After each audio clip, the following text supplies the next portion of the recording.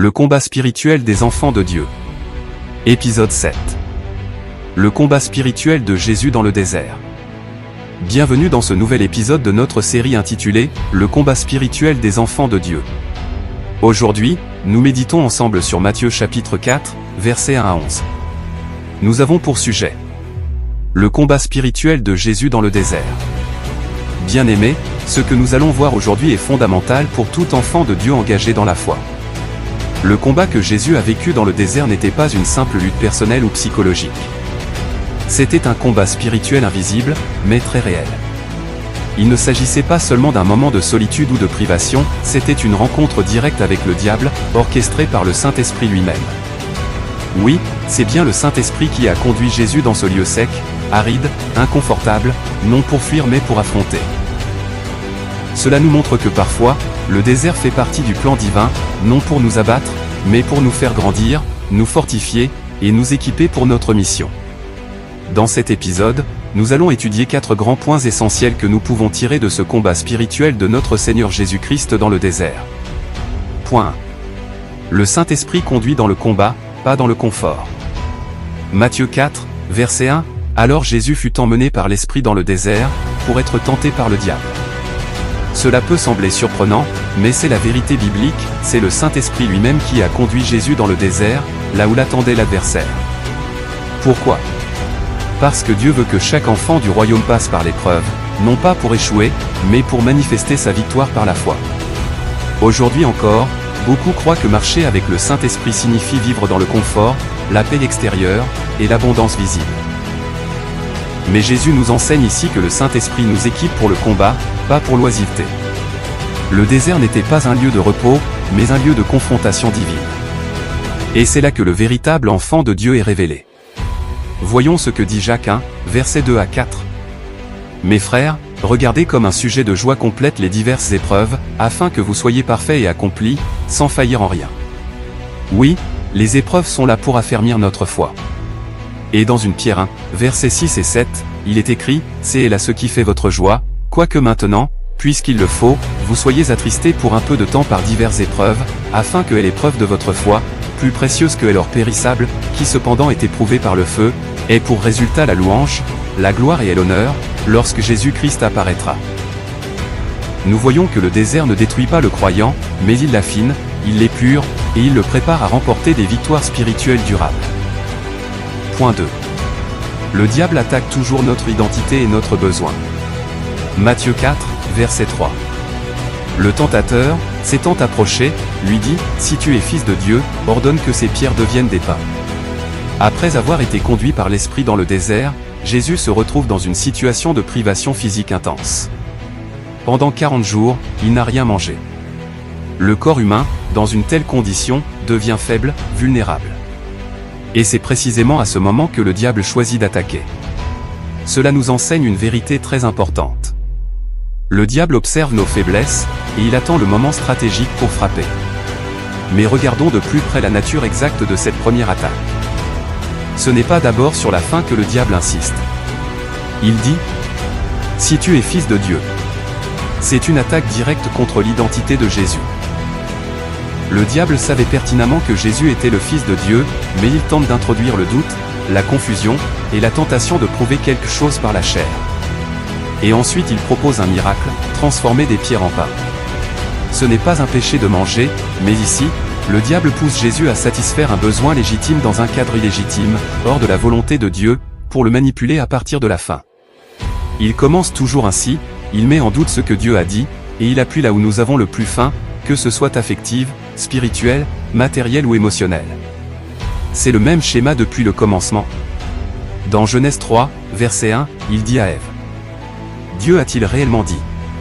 Puis il lui montre le fruit, agréable à la vue, pour susciter le désir. Il attaque d'abord la parole, ensuite le besoin. Et aujourd'hui, c'est pareil, quand tu passes un moment difficile, le diable va essayer de faire naître en toi un doute sur ton identité en Christ. Si tu étais vraiment un enfant de Dieu, tu ne souffrirais pas comme ça. Si Dieu t'aimait vraiment, il ne te laisserait pas dans cette situation. Mais notre réponse doit être comme celle de Jésus.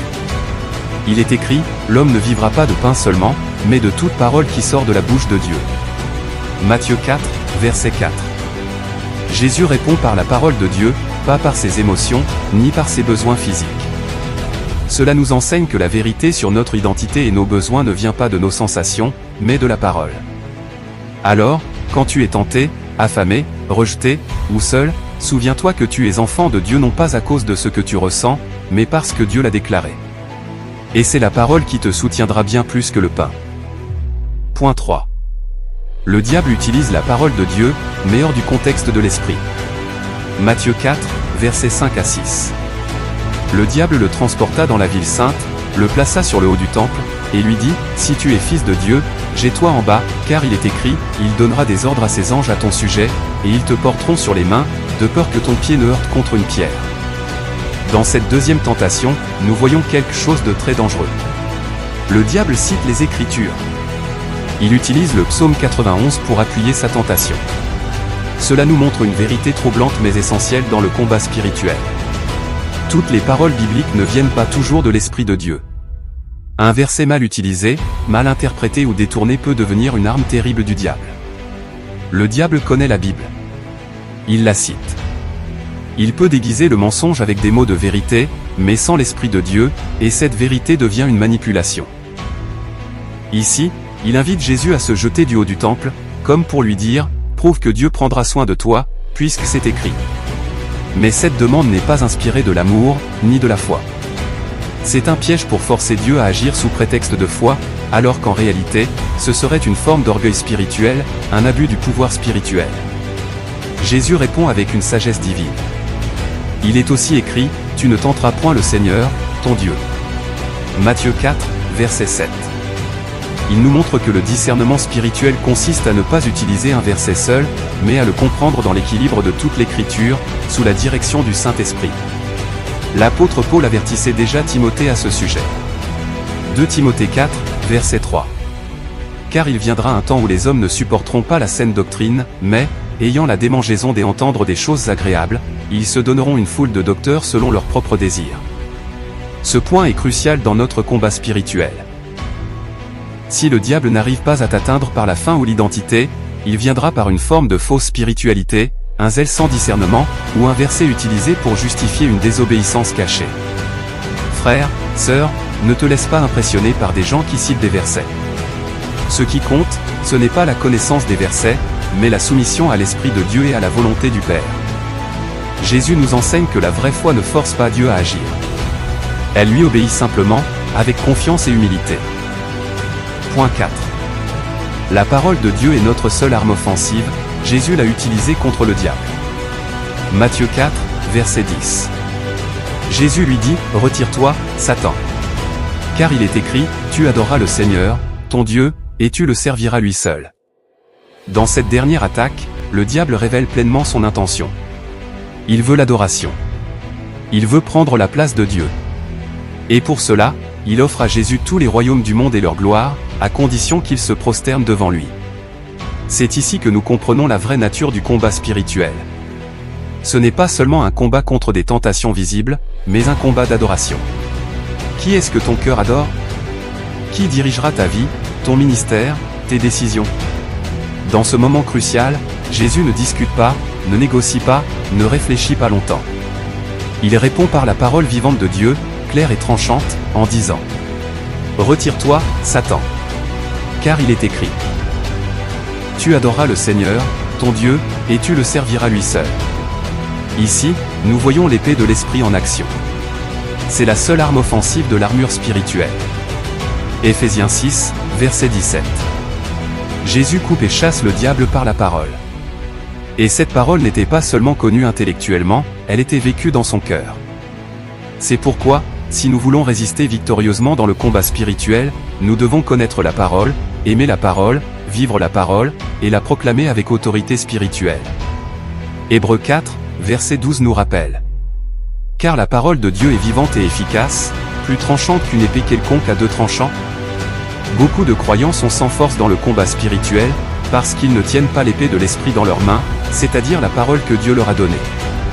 Ils se contentent de versets pour encourager ou se consoler, mais n'apprennent pas à se battre spirituellement avec la vérité divine. Dans ce passage, Jésus nous enseigne que la véritable adoration résiste au compromis, refuse la gloire du monde, et répond à Satan par la vérité éternelle. Et voici la bonne nouvelle, à ce moment-là, le diable le quitta, et les anges de Dieu vinrent le servir. Matthieu 4, verset 11. Quelle victoire!